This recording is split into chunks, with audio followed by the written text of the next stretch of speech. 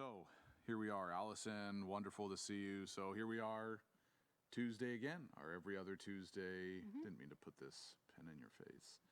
Thank you.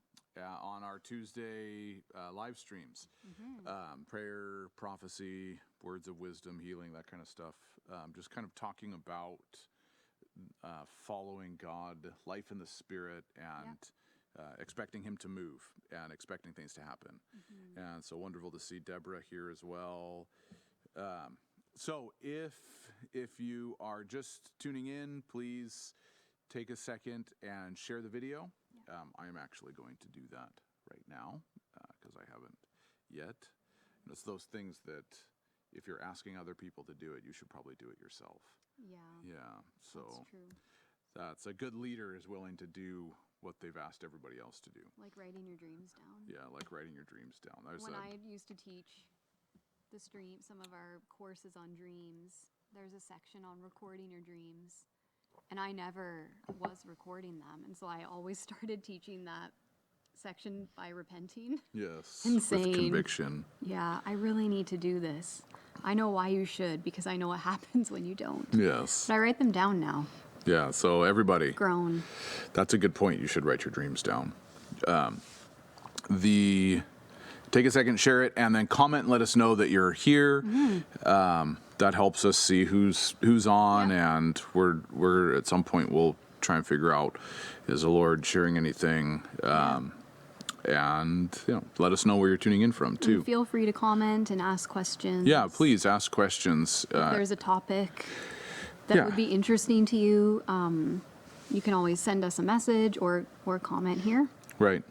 And especially as it pertains to prophecy, words of wisdom. Prophecy, that kind of stuff. Really living life in the Spirit and attempting to follow God, hear from Him, and be a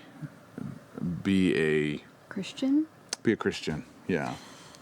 That's right. You almost have to distinguish normal Christianity from what's the nominal Christianity, I don't even know what that is.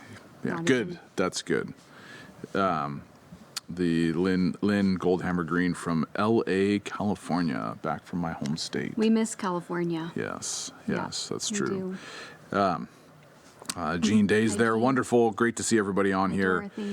We had a couple things we were talking about sharing just briefly.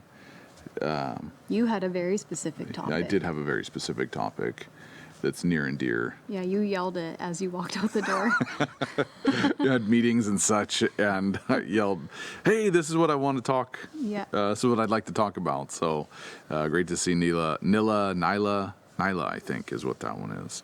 Nyla Murray from Linkletter, so that's wonderful. I had just kind of been thinking, what should we talk about today, to kind of guide our conversation as we figure out what we're doing. And I had thought about the fear of God. Yeah.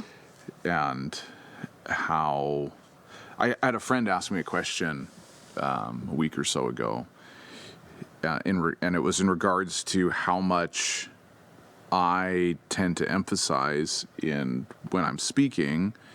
That's a good. Transformation begins on your knees. That's right. That's an excellent statement. It really is. Yeah. It fits. Yeah, it with does. What you've helped to talk about. The question went something like this: how you emphasize the love of God so much in what you talk about? That doesn't God correct us also? It was something along those lines, right? It does. And so it's just got me thinking, because it's true that a lot of times when I speak and what we talk about the love of the Father. Yeah. And the open invitation. And I don't think there's no reason you ever stop talking about that. No, God is love. Yes. It's a huge. Yes. It is necessary, and it's what most of us struggle to accept and understand. Absolutely. Really, right? Absolutely. Because love is belonging and full acceptance, and haven't we all? I think we all carry some degree of wounding against that. Yeah. I think everyone does. Yeah. We've all had rejection, or we've all had moments where we didn't feel love. Right. And And the love of God it just keeps going too. You can't find the end of it. That's right. Yeah. So you're never going to run out of things to talk about. Yeah. But yeah, he's not within that love. I think that's the thing, is not Right. the fear of God contained within the love of God, because he is himself love, Yeah. and fear of him is in there too. It is. So, yeah, that's and talking right. about the corrections of God or the judgment of God, these things are all love. Right. Because they're all contained within him who is love. Well, and there can, there can be a certain assumption when you say something like, look to the tenderness of the Father. And you can use a statement like that, or the love of God will impact you. We have the problem with words, first off, is if I say the word love and you say the word love, or we'll say if I hear the word love and you hear the word love, we have different associations and connotations with it, Absolutely. right? Yeah. It's the same with the word God. Well, we're always going to be limited though, because our English words, all words are limited Yes. in their meanings. And yeah, we all have our own filter. And even the way that our society and culture defines words that are in our English Bible translations, even some of those words don't mean today what they meant when that that's right. translation was written. Right. But ultimately, we're always using limited language to try to define and talk about something that has no limit. That's right. So it's always going to fall short. It's always going to fall short. Like we can never do it, right? We're Yeah. trying to use a created language to define or talk about a not created being. Right. And Right. And so when I say something like God is love, sometimes what people hear or what they think you mean Yeah. is God is lovey-dovey. Right? Or they might mean the opposite. If Yeah, it's true. love- That's right. Like what I used to think when I heard that though was like love, it wasn't good, Right. because Your example for my love. example for love was not positive. Right. And so whether I wanted to or not, that was an automatic projection. Right. So I think one thing that can be hard, we have to be aware of, so we can, it's like understanding that we all have bias, all of us. You Right. can't be a non-biased person. It's just not possible. So your best bet is to actually become aware of your bias, lean into it, understand it, so that when it is happening, you can recognize it and Right. adjust. Right. And you can make a decision if you want to go forward in it, or if you want to go, oh, I think this is hitting my bias. Let me take a step back. Let me seek greater understanding, whatever. Right. It's the same with recognizing that with fear of God. I was thinking back on some conversations I've had with people over the years, and most people hear fear of God and they think, why would God want us to be afraid of him? That's so mean. I mean, Right. that's the main Yes. thing I remember, because it Yeah. was like fear meant things that we are naturally afraid of. Yeah. I am afraid of spiders. Right. Right? I don't think God is asking me to extend the same fear I have for spiders towards him. So I have to be careful that I don't take my own definition of a Right. word and project it onto the Lord. Right. And that's the same for every word. The Sin, way you did it with our 2-year-old and fear of spiders. What did I? The other day when Yeah, I can't help it. It's a spider. It obviously wants to kill me. the 2-year-old was up, he saw a spider, and he was screaming and crying. He had crawled up our wasn't- 7-year-old, and so I yeah. had to go kill the spider. And I came back into the room and said, "You've imparted your fear of spiders to our Well, 2-year-old." it's a healthy fear, you guys. You don't agree. Lots of people don't. I stand by it. They want to kill me. He's been talking about it for like 2 or 3 days now. He has, yeah. It really impacted him. But anyway, like we can't. There's a lot of words that have become bad words in our gospel. Yeah. Submit, sin, Right. judgment, Right. Oh no, you can't say that. righteousness, unrighteousness, fear, even Yeah. love. Right. Like there's lots of words that it's a bad word because we're not considering the context, Right. right? We need to look at the biblical definition. We taking our definition or our cultural, societal definition, and then we project it into a verse. Right. So we're actually, and it's totally false, Right. right? It could be taking a definition like fear. Right. Well, that isn't, it's not the same word. Well, It's and a limit, it's just the limitingness, the limits of. limits of English. Yeah. And Really. and then another problem on top of that is when we talk about fear or love, and because we tend to think those things are juxtaposed with each other, is I actually have to determine. So we're talking statically, right? Where we've got right now people on a live stream that we're not technically in front of having a personal conversation with, although it kind of feels that way when you're Right. watching it. And so I'm looking at, if I have the person in front of me, I'm looking at who is this person, where are they at in their walk with God? Right. So what do they need to hear? Yeah. And part of the dilemma of how we talk about the nature of God and who He is that there's sometimes, especially for someone who has struggled with the feeling of acceptance and rejection, and maybe who has not been walking with the Father. Yeah. And so they need to know the Father loves you, and He Yeah. cherishes you, and He draws you closer, and He looks past and beyond your frailty and your weaknesses, and He wants to be your strength and your support, right? And so we emphasize the tenderness of the Father and His willingness to draw us in close when I have this personal connection with the person. But then there's another person I would talk to who, they've been walking with God for a long period of time, that they know the love of God, they've experienced the love of God, and they're living their life in that way. Yet they need to be reminded, hey, there's holiness. Yeah. There's integrity that we have to walk with. Our life is about looking like the Father, which is humility. Yeah. And which is tenderness, which And is there's softness. conviction. And there's conviction of the things that convictions, yeah. are not in line with who He is. And what the conviction about the things that disintegrate who I am. Paul called it godly sorrow. Yeah, righteousness is not relative. So I have to, In the that's Bible, right, it's not, right? yes. So I have to determine, I just want, you said righteousness is not relative in the Bible. It kind of is at times, and it kind of isn't. Anyway, Noah is who was, I live with. this is who Erin lives with, yeah. So I just wanted to go on a whole sidetrack, but I won't right now. Stop. It's not, Stop but it kind of, yourself. it is and it isn't. Noah was the most righteous in his generation, so it was relative to his generation. Anyway. Oh my gosh. So there is an argument there. My dad told me that I should be a lawyer when I was growing up because I used to argue with everything. So it's someone who is mature and walking with God.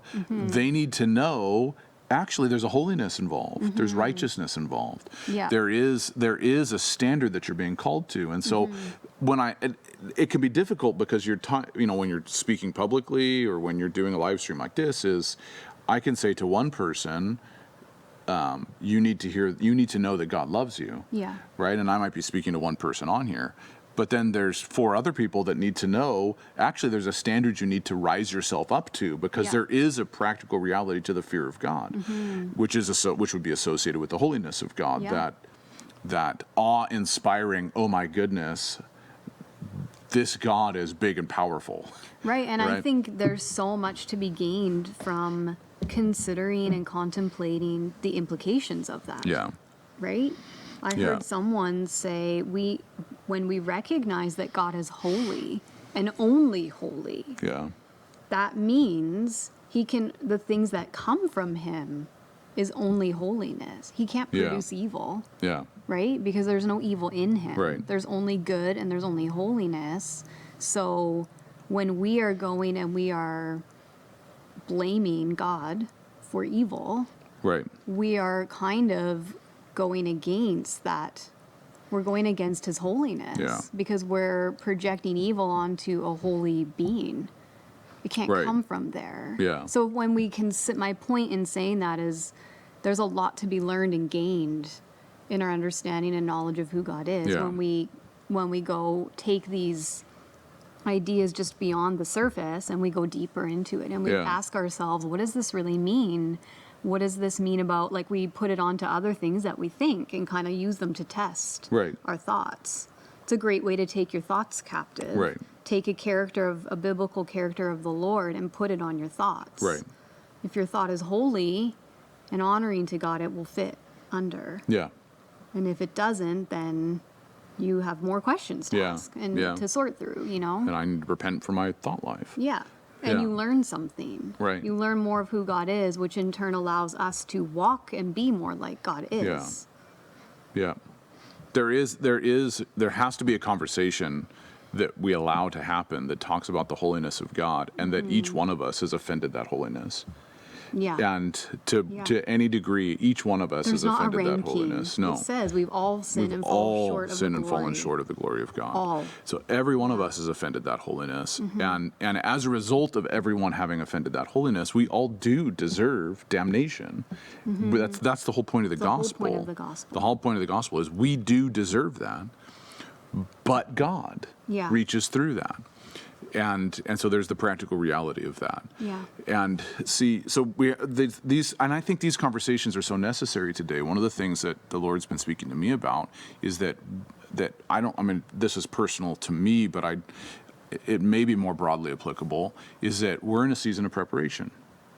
In a season of preparation, you don't necessarily know what you're preparing for. Sometimes you have an idea, but we don't. We know we want the Father to move. We want to see salvation. We want to see healing. We want to see all this stuff happening. So we know, in one sense, we have a general what we're preparing ourselves for. And part of that preparation process is acclimatizing myself to the holiness of God, and allowing my life to set a standard for myself that I don't want to fall short of. Right. And so when we work through the issue of, like, one verse in particular that people love to quote is, the fear of God is the beginning of wisdom. One thing to note about that is that doesn't mean that fear is also the end of wisdom. It means it's the beginning of wisdom. But if we just explore that concept in particular, that fear is the beginning of wisdom. Yeah. Wisdom is the way that we understand how to behave and act in any given situation to produce the best benefit. Right? Yeah. So that we know how we can see beyond what needs to be done, do what needs to be done, and live our life in a way that produces the best benefit, or in a situation that results in the best benefit. Right. Okay, just broadly, simply boiling wisdom down. So fear and wisdom are intricately intertwined. That wisdom gives me the insight and information I need to apply myself in a particular way in any particular situation. It's different than knowledge, because knowledge is just knowing something has happened, or knowing what a thing is. That doesn't actually show me how to respond to that thing. Wisdom is knowledge is the information about it. Wisdom is how do I respond. What do you do with the knowledge? And wisdom that's spiritual is wisdom that is according to the character and nature of Christ, and how I compose myself in every situation I'm in so that the character and nature of Christ comes through. Okay, so that's wisdom. Yeah. In summing it up. And so if fear is the beginning of wisdom, then we can say that an aspect of fear, a significant aspect of fear, is giving us structure for our lives. Yeah, we need to maybe first, like, we view fear, or at least I do, and I think others do, we view fear to me as a negative. And it's not. And it isn't. It's a presupposition I have, but it's also easily challenged, because fear tells me don't go near the spider. Okay, I understand logically they're not all going to kill me, but some of them can. Right. There are ones that can. Also kayaks. Those are my two irrational fears. But a healthy fear, like, don't go near a cliff. Right. When it's like super windy and it could blow, like, that's a healthy fear. That's a positive, fear tells us limits. Yes. That we need. Yes. Right? Like, there are things we should be fearful of because they protect us. Those are positive aspects of fear. Yes, absolutely. So, but we tend to really view it, I think, without realizing it. An unconscious bias is seeing fear as a bad thing. Fear equals bad. So if God asks us to have fear of him, that's bad, and then he's bad. Yeah, fear. I think we can do all of this unconscious. Yes. Which is why it's so important to talk it out, because when you start talking about it, you realize, oh, hang on. I think I have some thoughts that need to be challenged. I didn't even know were there, like some subconscious thoughts about it. So fear of a snake, for instance. Yeah. Indiana Jones.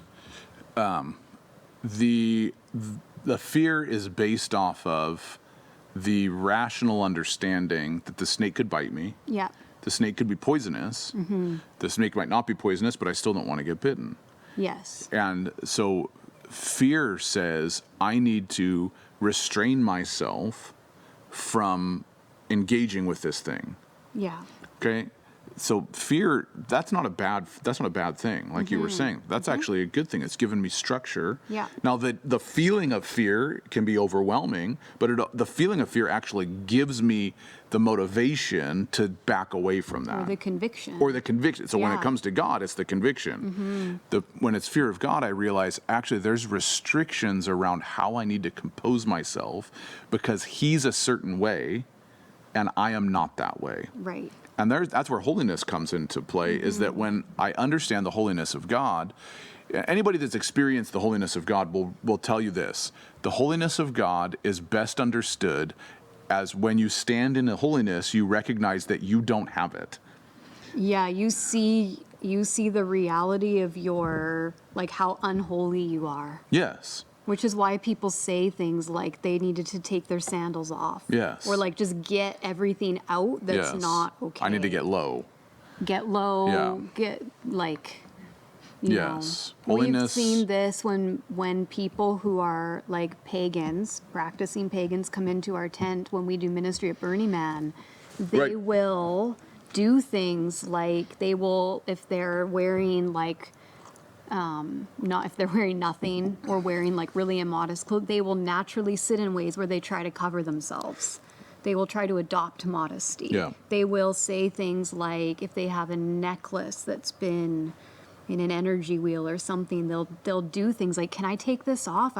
All of a sudden this doesn't feel good to me. Right. Things that they were embracing 5 minutes ago Right. come into contact with the presence of God. And I'm not even going to pretend like our tent is like the measure of holiness. Sure. But it is compared to where they were. Yeah. But they can cross a threshold, and all of a sudden this energy thing that they were embracing and submitted to, they feel how it's not serving them. It's Right. not helpful, and they want it off. They want to disconnect from it. Yeah, you mean it's relative. Oh my gosh. See, didn't forget. See that? Like, I forgot about it. But I was really happy with that. should I just make stickers and it just says you're wrong and then I can just wear them when you win an argument? No, I want them so I can give them to people. You don't need to have them on. That's nice. Yes. Yeah, it's right. Relative. It's all relative. Yeah, that's right. There's one thing. It's interesting because people could be, using the outreach tent, for example. There was an outreach that I used to run back on the West Coast at the Cloverdale Rodeo. And we had people who would walk in, and they'd walk in because not because they read a sign or because they saw something practical that they wanted. But I remember one lady walking in particular, this one kind of highlights it to me, was she walked in, she's like, "What are you guys doing here?" And I said, "We're praying for people." And she's like, "Oh, I need prayer." And I said, "Well, how come you came in?" She's like, I didn't know what you guys were doing." I said, "How come you came in?" She said, "Well, it just seemed like you guys all loved each other so much." And so the love did attract the person in there. Right. But like, to your point is love attracts people, but fear also gives them structure. Yeah. It's like, something's not right about how I'm composing Yeah. myself for this thing that I'm doing. Fear helps to give us that. I've reflected, Alice, I need some stickers. I'm going to make them. No worry. Josh will make them for us. He's excited about it. When I was young, young as in like 10, Okay. and I would do something bad, run around the house and break something or whatever, and not listen to my mom, then my mom would use the great and terrible phrase, "Just wait until your father gets home." Right. Right? Because my mom would try and discipline us, generally through spanking, and we would just laugh. But she just didn't have the gusto to Right. really, she didn't have it in herself Scare to you? really scare us, yes. And then she would say, wait till your dad gets home. And we would go, no, it's okay. All right, we'll stop. Right. Right, because there was a healthy fear of that statement. Right. That if my dad had to come home and discipline us, then we were probably going to pay. Right. It meant something. It meant something. more. Yeah, it meant something. There was fear associated. At no point in that fear dynamic did I ever think my dad didn't love me, Right. right? Or care for me. Right, because your dad was disciplining you. Yes. He wasn't abusively punishing. No. Discipline's another word Yes. in the Bible that we can project. Yeah. Because a lot of us have experienced punishment, like bad. It's crossed a line. Yeah. That's not, just to clarify, you're Yeah, not talking about no, that. he wasn't. It was a wasn't healthy fear. There's obviously abusive punishment. I'm not talking about that. An unhealthy fear. And I don't think so we're the talking father- about healthy fear. Yeah, I don't think the father punishes us in an abusive way. But it's essentially looking at it and going, these things you're doing are wrong. Yeah. And they are going to hurt you and hurt Yeah. others. You need to stop it. Right. Right. And you know, And the using. goal was for your benefit too. Yeah, right? exactly. Your dad wasn't doing that to help other people, well, like maybe peripherally. but Right. He did it because he was thinking ahead in a way that you couldn't. Yes. 10-year-olds, 7-year-old, like they don't think ahead. Right. So he's going, I know like you and your brother and sister are going to be adults one day. Yeah. I know some of the challenges you're going to face. I need to do this now so that when you get here, Right. you have structure and you have some idea of what to do and Yes. how to navigate life. That's the other thing too in the fear of God is God sees beyond Right. what we do in our extremely limited scope. Yes. So the ways that he disciplines us now might hurt. Like they're hard, they're challenging. By hurt, I mean like it might involve situations that cause us emotional pain or whatever. Right. Maybe physical pain, I don't know, in an accident, you know, Yeah, whatever. Whatever. Yeah. But he's doing it now because he knows we need the lesson or the character building or the character adjustment so that when we get to here, the place we have no idea is coming, it's not going to take us out. Right. And that's where you get like the Lord disciplines those he loves. Yes. Your dad would not have been loving if he Right. went, oh, that's great that you just think it's okay to break stuff. Whatever. I mean, that would be, none of us want our kids because we know what the consequence will Right. be later. If we love our kids, we teach them not to do that. Right. Right? Yeah. So one of the Desert Fathers, Also, Dorotheus. I just want to quickly mention Lauren's horrifying comment that in Australia you need to check your shoes for spiders. Yeah, Australians, I mean, Never going. huntsman spider, anyone? Have we seen that? It's like this big sometimes. Oh my gosh. You Okay. can't deal with it. No, I can't Yeah. deal with it. So Way to survive, Lauren. So there's a Desert Father, Dorotheus of Gaza. He identified different stages of fear and love, and he was commenting on something Basil the Great taught, and he says there's 3 basic stages. You have the first stage that someone comes to an awareness of God, where they come from the mentality of a slave, and so there's a fear of punishment involved, and so Right. so I may serve. I may come to God under this awareness that I could be punished for the things that I've done, right? And so there is that practical reality. Like we said, this is a holy God that we've all offended, and we are deserving of condemnation Right. and all of that. We've all fallen short, and so Right. there's a natural fear that should arise because of that, Right. right? And then we have the next stage as someone comes into awareness of who God is. That Because we want to move through the phases, right? And would you agree that those phases are generally also going to correlate with like spiritual maturity? Yes, I think Right? so. And But they each have something deep and important to offer us. right. Yes, they do. I think that they cycle too. I do think they cycle.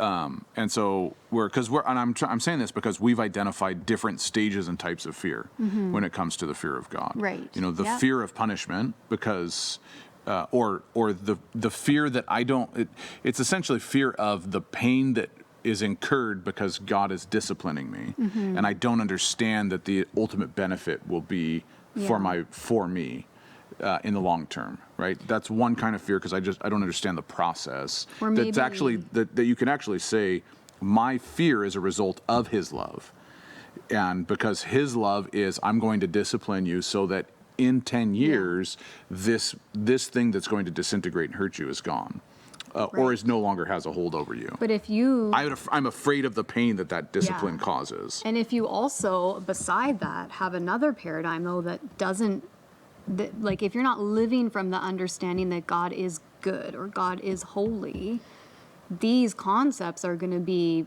basically impossible to grasp. Yeah. Because to grasp that, you have to believe and know that God is good. Right. Because you can't, like, so you also have to solve that, Yes. which I think is a faith conviction. Yes. Like issue. Yeah. But that's where I go, like, these are all stages of maturity, right? Yeah. Like, you need to know that someone's good, to know that God is holy. You must get to know Him. Right. It's easy. It's hard to just know that from a Yes.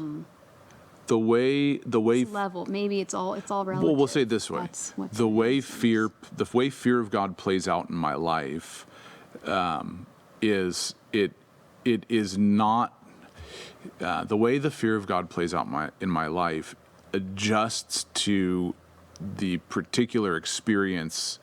That's not even the right way of saying it. It's confusing. That I can see the thought. Okay, I'll say mine. Yeah, you say yours. Mine is, I heard Jordan Peterson say this the other day. Okay. So someone said to him, if you don't know who Jordan Peterson is, he is a psychologist, I want to say, Yeah. out of Toronto. He got super famous. Anyway, he takes on controversial topics in society, like gender roles and this kind of stuff. So there's a significant amount of people that like truly despise him. But he goes and he'll do conferences and he'll have conversations with people who vehemently disagree.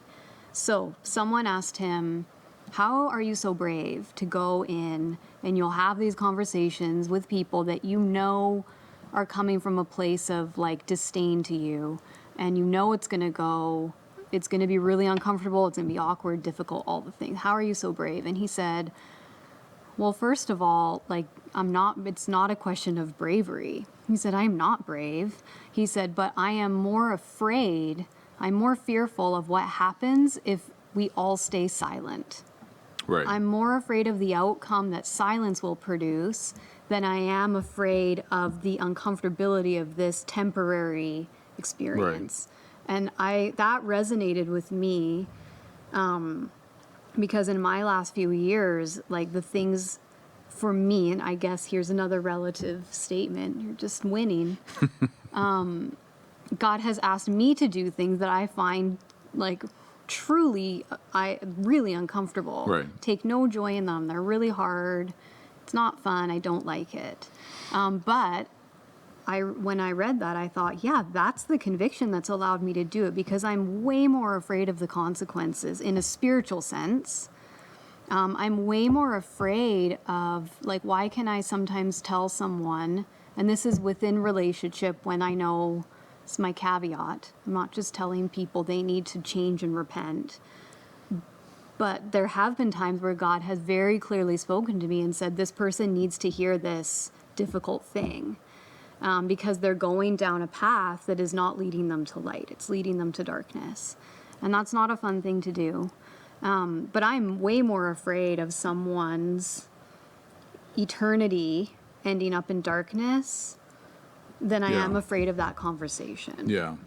And I think that's also like a fear of God. Like, I'm more afraid of what happens to my family, my own salvation.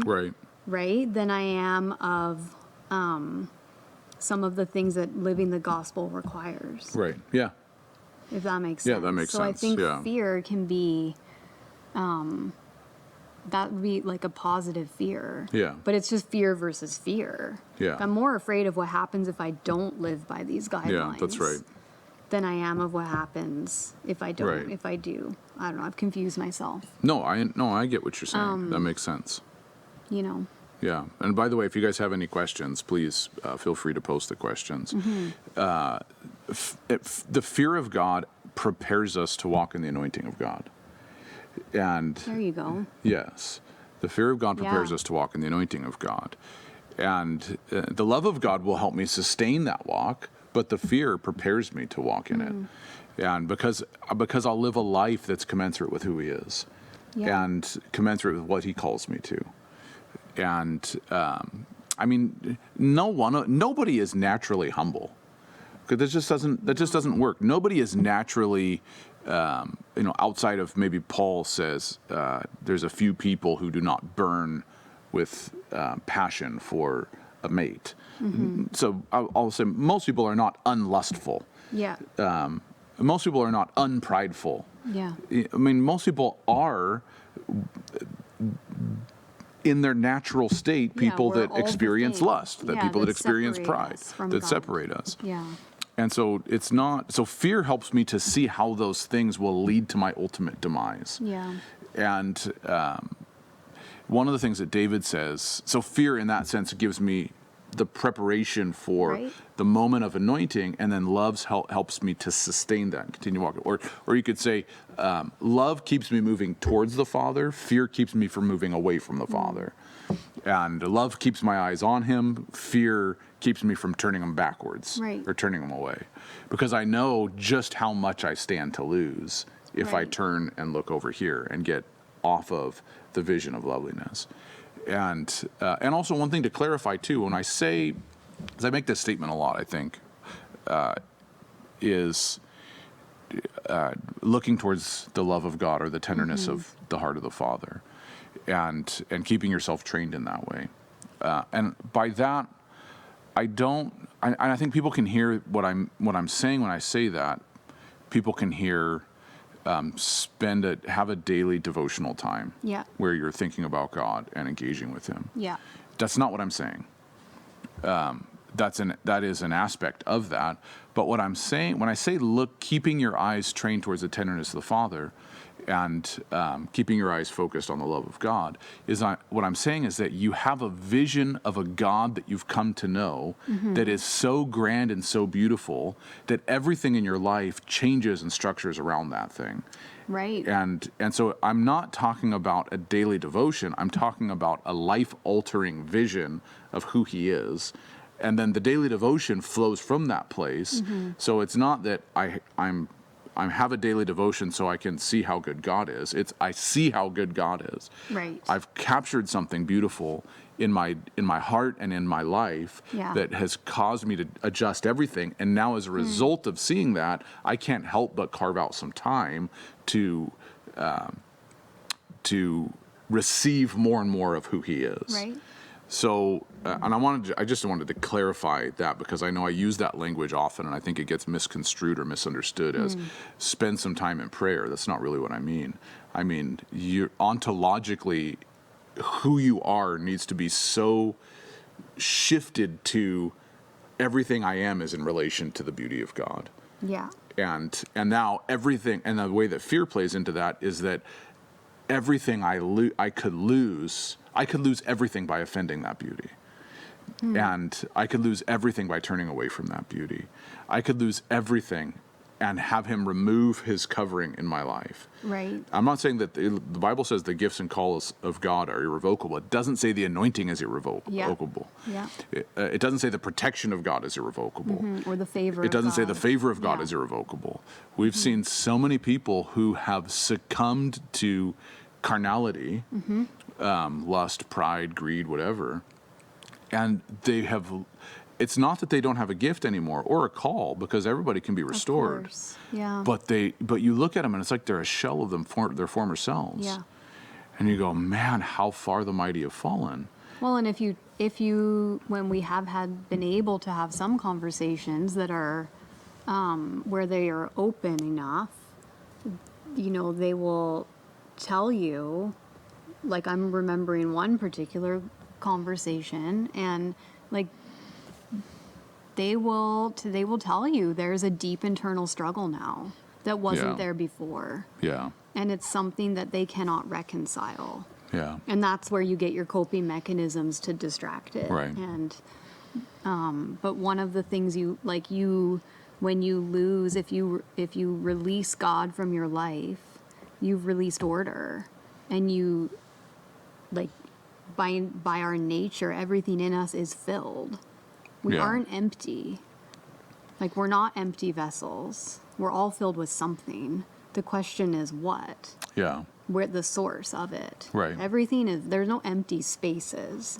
So if you release order from your life, chaos will fill the Yeah, space. that's right. Yeah. Like, we're not voids. Right. And I think, It's very Jordan Peter-esque, chaos and order. He talks about that a lot. it's very psychological, which I love. That's true. But that's it. Like, there is a belief out there, though, that tells you to just seek emptiness. Yeah. As though we could ever be a void. Yes. And we're just not, by our very nature, we are made to be filled. Yeah. We can't, it's impossible to be a void. You can think you are. Yeah. We've had people come into our tents who've sought that emptiness, let everything out. But when you get past the facade, the person they present to the world, you will find the chaos and you will find the conflict really fast. Right. They will tell you, well, I do have trauma. I have felt unloved. I have felt Right. those are all things in them. They Right. aren't, in fact, a void like they thought. Well, and if I take the fear of God seriously, then that means I'm going to have to face that trauma and face that pain, because those things Which is motivate my really actions, which is scary. really scary. Absolutely. Yeah. Amanda, that's a great question. Do you mean creating a lifestyle of relationship with the Father, like constant communion? Well, yes and no. I love using the example of Isaiah. Isaiah 6, he says, I saw the Lord high and lifted up, and the train of his robe filled the temple. And the first thing I recognized is, woe is me, I am undone. And then he hears the conversation in the throne room saying something like, there's a message for this people that I want to give. Who will go? And Isaiah humbly says, here I am, Lord, send me. Right. And so Isaiah, he catches a vision of something so lovely. He can't describe it. He doesn't tell you what God looks like. He just says, I've seen something in my life so amazingly transcendent that everything about me has come apart at the seams. That's what the word undone means.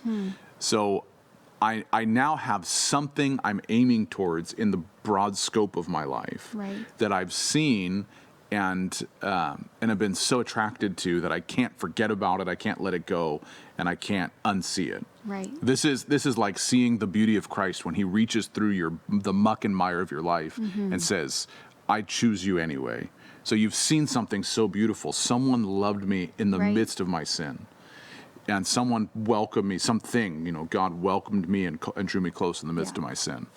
And now that I have to come to grips with the fact that he's different than my sin, and now I have to let go of those things. Yeah. So now, because I've seen that thing, because I've been so motivated and inspired and moved by that thing, and my whole life has come apart, I've got to go, what's the structure of my life look like? Who am I now? And what does this mean to me?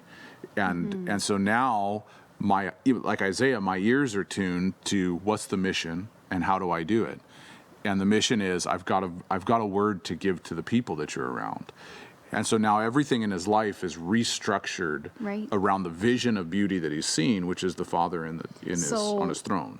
Here's a question that I'm feeling from this area. So, let me say, you hold the question. Okay. And so to respond to Amanda is what flows from this broader thing that I've seen, whether it's something you see in Scripture, whether it's an experience you have, whether it's that moment of transformation where the Father met you. I can articulate some of the key experiences in my life that demonstrated to me that the Father was pulling me close to him in spite of myself. Right. And that brought me into a vision of who he is that restructured all of my life. And now the constant communion is a result of something I've seen that's so transcendent beyond me. Yeah. And so and that's the compels you. it What compels you're saying me. Yes. is this being out here, you showed itself to you Yes. in an experience. That Yeah. experience was so impactful that you now feel completely compelled Yes. to take every chance you can to get closer and understand and know Yes. that being so. That experience can come through through reading the Oh, yeah, Gospels. this is my Yeah. question. Shush. Just wait, because I think you're answering it. But the Yeah. question is, what would you say to someone who goes, well, I haven't had that experience? Right. Because Isaiah's is amazing, but that's like, we haven't all had huge open Sure. visions. Sure. We also don't all have the same call Yes. of the prophet Yeah, Isaiah. of course. Like, I yes. think that's probably one thing is, well, the call on Isaiah's life and the cost. Yes. Like, he needed a vision that would match, Right. like, it Yes. created the conviction he needed to walk out the level of his Yes. call, which was like enormous. Yes. Right? Yes. And so But that, what about the people going, well, what's my, have I had that experience? Or I don't know that it's always so obvious. I don't know. I don't know that I yes. could think of, I would go to my dreams. Yeah, it can come in that way. Right? Yeah. So what are some ways that we could have had that? Like if you haven't had, I have not had an open vision that Right. has created this compelling. I'm not saying everybody would. You're right. Right, Not so- everybody's the same. Everybody But experiences many God. of us absolutely have that same compulsion Right. to sit and like worship the Lord or pray or commune with him in some way. And we Yeah. felt compelled to structure our lives in a way that Yes. glorifies him. Right? Like a lot of us have that. So So to me, then the vision, it's not something you've actually seen, not in the sense of Yeah. with your eyes, like Right. Isaiah saying, "I saw the Lord high and lifted up." Mm-hmm. The vision is, I was once a sinner; He's set me free. right. And so that's the vision. Is now I've experienced the freedom. I've come into an awareness of what I was and who I am, Yeah. and it's a result of Him and what He's done. And now my life's restructured around that. So I mean, we have to think about this. Everything that exists, John 1 talks about this. Everything that came into being because of Him. Yeah. Right? So thinking about this, all of being, existence, flowed from the one who is being. Yeah. Okay? The one who described himself as I am that I am. I have a being and a unique identity because he afforded me that. It's incomprehensible It's incomprehensible. because we don't create. Yes. All that came into existence, all that came into being, Yeah. all that has being because he granted it because he is being. Yes. So He is not yes, created. he is uncreated, Yeah. he is being. I am a being. Yeah. So we have to recognize, just extrapolating from that a little bit, and sometimes God becomes static to us. He becomes our church. He becomes our doctrines. He becomes my prayer time. He becomes my Bible reading time. And what happens is you could literally exchange your life with that of an unbeliever who just meditates to find more peace. Yeah. And so your gospel is actually centered around you. Your gospel is not centered around who he is and how he's freed you. Right. This is who I've come to know. I've come to know this is who he is. And so he is being, and as being, he is something that we experience. Yeah. Fundamentally. Yeah. Right? I know you because we experience each other. You know me because we experience each other. Because we have a being. Right. And so we come to an awareness and a knowledge because of the experience that we have. Yeah. So my point in saying that is that we have to set the ground rules for what Christianity looks like. Christianity should be driven by encountering who he is.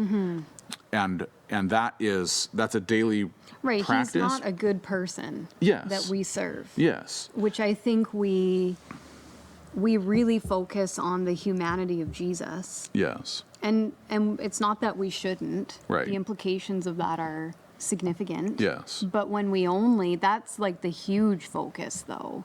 And I think Right. when we focus kind of only on that or mostly on that, we can lose sight of the eternality Right. and this side of God.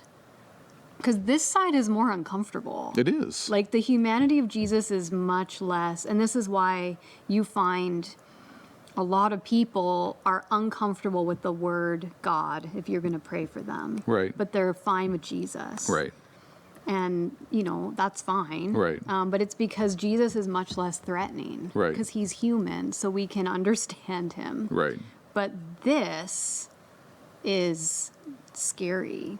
Yeah. Because this is where the fear is. Right. Because this is an uncreated being Yeah. that created us and loves us, but we can't really understand that. Right. Like we try, but our capacity is limited. And he's going to Like say, this is uncomfortable because this is where you go, here's what I don't have. Right. And I need to let go of it. And that is scary. And he's okay with that, but we aren't because it's scary. And that's the struggle, yes. I think. And I know, like up here, Allison commented, like, it's a struggle when we were talking about. It is. And it's true, like, it is a struggle, but it's a worthy struggle. Yeah. And this is where also there's kind of, I think there are beliefs out there right now, as it relates to the Christian life, that once you get saved, once you're converted, your struggle is over. Like, welcome. Right. Welcome to the Right. easy life of Christianity. Right. And God is here to take all your temptations. He's there to take all your anger. He's there to take your strife, your bitterness. He's there to take away all the remnants of your bad choices and all the ways that other people's bad choices have hurt you. It's all gone. And that's just not the case. Yeah. He's actually there to rescue you from the outcomes of those things. And he's there to walk with you while your heart heals. Yeah. He's not saying, great, you keep them all. Right. But he's also not going to do this and it's all gone. And that's part of the terrifying part of Yeah, it following God is. is that Yeah. as I create room for him in my life, he's going to point out things I'm uncomfortable with. Yeah. And Yeah, that make us feel bad. Yeah. Like really bad, Yeah. maybe. And or if we come to realize that maybe a character we had actually has been hurting people, maybe for a long time. Yeah. No one wants to think that. right.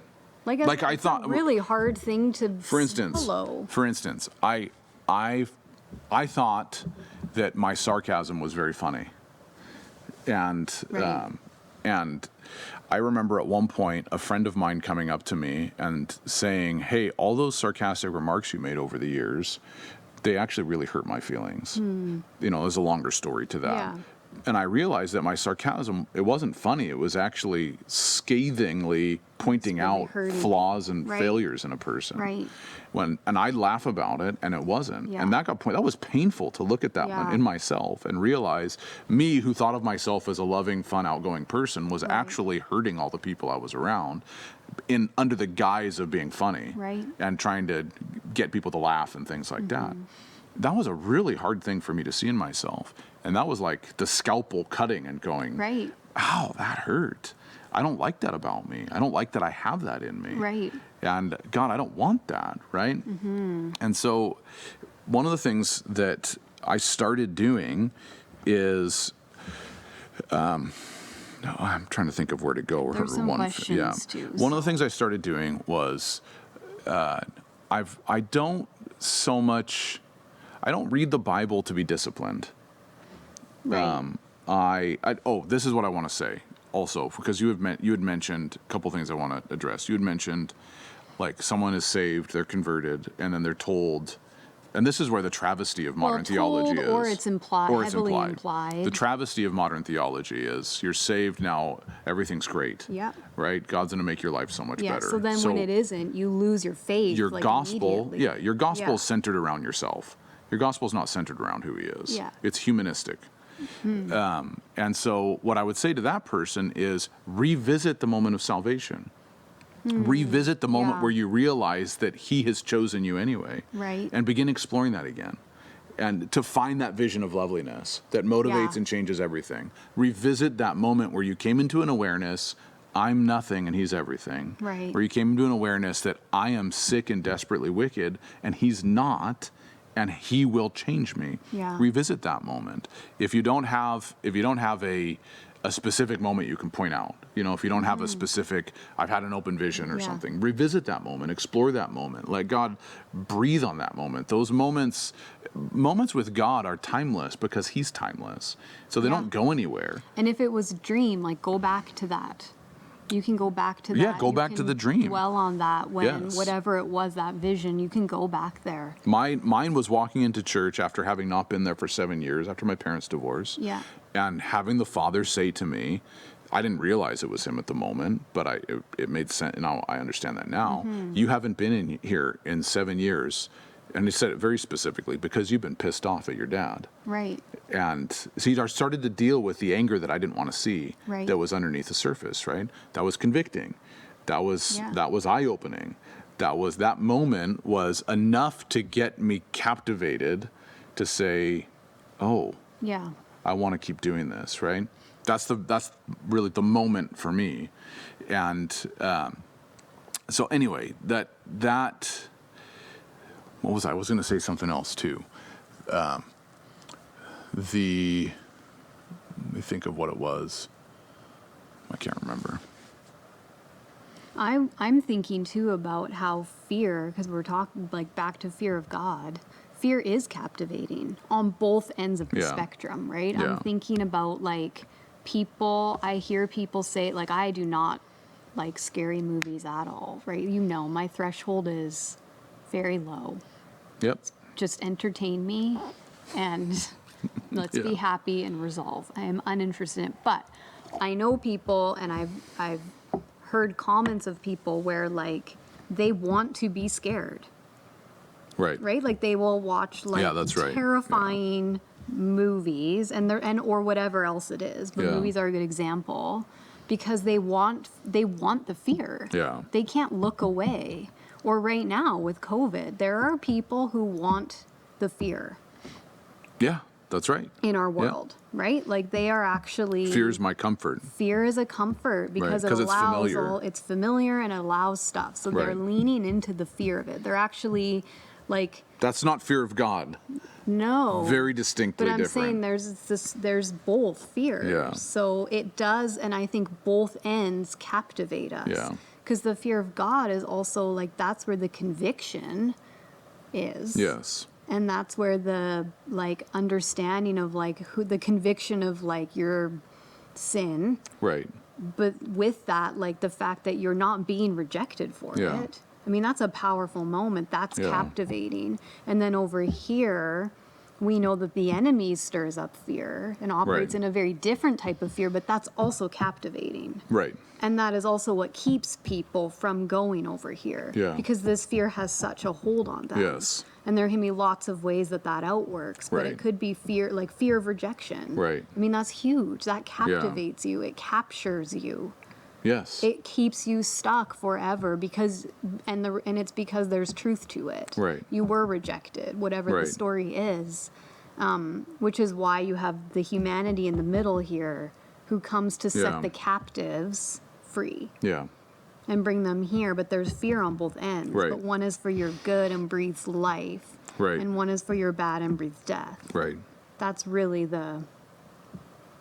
Yeah. that's our choice, Yeah. right? But they both captivate us. Yeah. So the fear of God captivates us to Him, Yeah. and then compels us to do whatever we can to stay close and get close. Right. And that's our journey. Right. Like that's our spiritual journey on earth. Yeah, I think somewhere along the line, as you follow God, Anthony the Great, early Desert Father, said, I no longer, the gossip, Lynn, would you unpack your statement? Yeah, probably in another video. Yeah, that would be Yeah. a really good topic. Yes. Yeah, well, and We have 1 minute. I know, we do. We can do that next Tuesday. Yeah, that's we'll do it next we'll do Tuesday, that in Lynn. 2 weeks. That's Yeah, a great it is. Yeah, question. and it is very, very. Because there's a lot that can be said about The it. gospel that revolves around me is everything that pertains to God is seen through the lens of how it impacts me, rather than how great and glorious He is. And so that's just kind of a nutshell statement, of Yeah. course, but we'll talk about that next time too. one of the things I want to say is at some point, David said this in Psalm 5, I think. In the loving kindness of God, I enter his temple. In the fear of God, I worship there. Right. And so fear and love are intricately intertwined. Yeah. They absolutely are. And we try and separate those two. We try and negate one and not the other. And again, like I said earlier, love keeps me moving towards him. Fear keeps me from moving away. And because I understand all that I'll lose and what I'll enter into because of it. And so when I read scripture now, I don't read scripture to inform me so much doctrinally or anything like that. I used to study, I still study, but I used to study to know what the book meant. Right? Like I would, but there's a particular way you'd study a book, like say Ephesians, right? The typical way of studying it would be, I'm going to read all of Ephesians in one sit down to get a grasp of the whole thing. Then I'm going to separate. I have lots of notes on my computer. Separate it out based on section, and then try and understand what each section means, and so doing a deep dive, and then getting the thematic flow of it.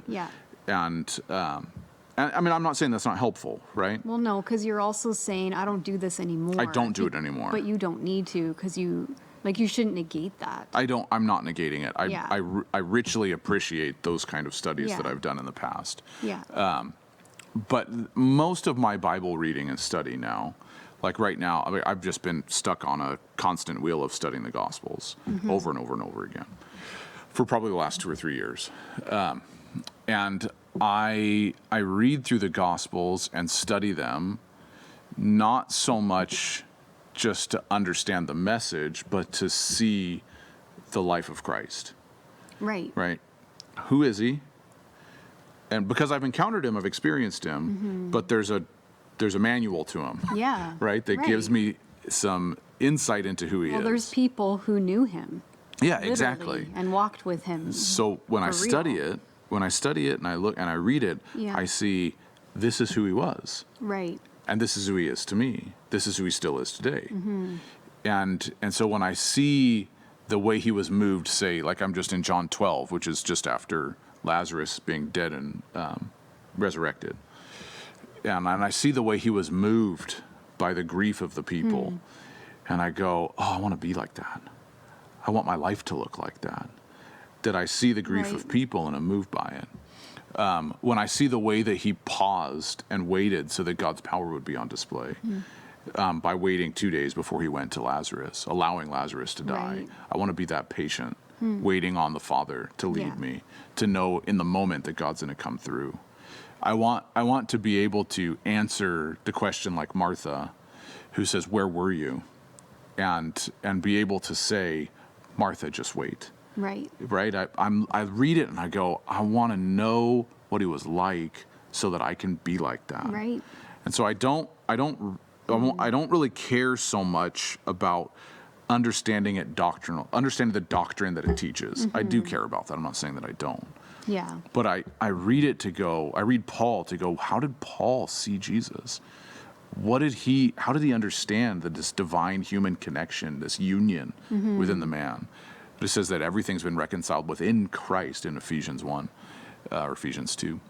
And I read it so much. I read it so much more now to see what it teaches me about the nature of who he is, so that in my life, then it becomes a witness in my life, and I go, who was he and how did I become like that?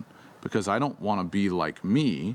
I want to be like him. I don't, and this is part of. So you're seeking more of a model, like a model of life, and less knowledge. I wouldn't even say a model of life, because I think that I'm trying to see who he was and is, and in seeing who he was and is, going, my life needs to look like that. And so it is a model, but it's bigger than that, because this is God. Well, yeah, I mean, right? Yeah. And so that's kind of pursuant to the question of what does it mean to have a human-centric model. Right? I used to read the Gospels. I know model is it's a limiting word, but. Well, I used to read the Gospels to go,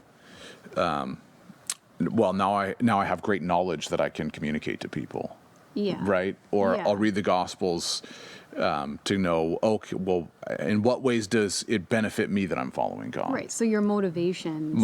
All I see your is heart myself in the motivation- center. Yeah, your motivations have shifted. Yeah, I don't see Him in the center. Whoops.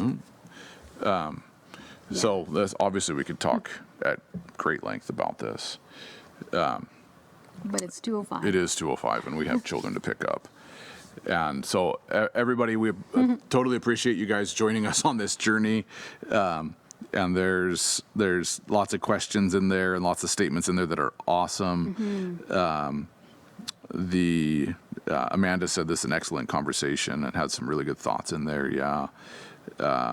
Pearl, we will continue to pray for you. I think you've posted on here before, and so that it is impossible, by the way, Pearl, to lose the Holy Spirit. Yeah. And the Holy Spirit has never abandoned you or forsaken you. It's impossible, and absolutely be in the word for mind renewal. But I understand that feeling disconnected from Him as well. And yeah, Ruth, was it like, yeah, that's a good analogy. And I think there's an aspect, you've caught a vision of something so lovely, namely your spouse, right? And everything is restructured around that. But then there's one of the things that keeps me, quote unquote, in line is the fear of what could happen if I get out of line. Right. That I could lose intimacy with my wife. I could lose my relationship with my kids. I've seen it happen to many people for sure. that have been totally estranged from their families because of what they've done. Yeah. And so there is an element of fear. That's not the predominant that's not the predominant thing that dominates our relationship, but it is a practical reality that says it's always in the back going, if you go here, things won't go well for you. It's what you said earlier. It gives us structure. Yeah. Right? Yeah. Karen, the encounter changed my perspective of who He is and revealed who I am. Yeah, absolutely. That's excellent thoughts. Steve, relational posture will enable a better theological position. Amen. Yes. So thanks everybody for joining in on the conversation and for putting your 2 cents in. Yeah. And some of them were worth more than 2 cents. I think most of them, I think they all were. Yes. And so we'll be here in 2 weeks, and maybe we'll try and unpack some of that. And one last thing. The reason this ties into prophecy and life in the Spirit, words of knowledge, words of wisdom, healing, that kind of stuff, is because we've got to get this stuff down. Oh, this is the place we need to be prophesying from. That's the place we have to be. Yes, it's the foundation within us that never gets old. Going back to the basics is one of the fundamental principles of growth. It never becomes unnecessary. Absolutely. And so it is living a life that sees the Holy Spirit manifest through in greater and more significant ways requires that we walk with a combination of fear and love. Yeah. And understand that it's not just the lovey-dovey moments, like John Paul said at one point. It's one thing when the Father shows up and it's tickle time, and we have a great time, right? Yeah. But then sometimes He shows up as the Lord, right? As a sovereign King. And what you were doing in tickle time with the Father is different than what you do in the sovereign time with the King. What's allowed, like exactly. Tickle time or wrestling time is not allowed. It's different when I'm the sovereign God snuggling with my daughter. Yeah. And when she's done something wrong and we need to correct some of that. It's no different love, but much different outworking. Right. Yeah, and we have to recognize that there's a different response based on how God is revealing Himself to us and who He's communicating Himself to be. So I think we need to revisit and explore this concept or the reality of walking in His holiness. Okay, everybody, we've got to go. I know, I keep talking. We've got to go, and blessings, and we'll see you in 2 weeks. 2 weeks. Yeah. Bye. Bye.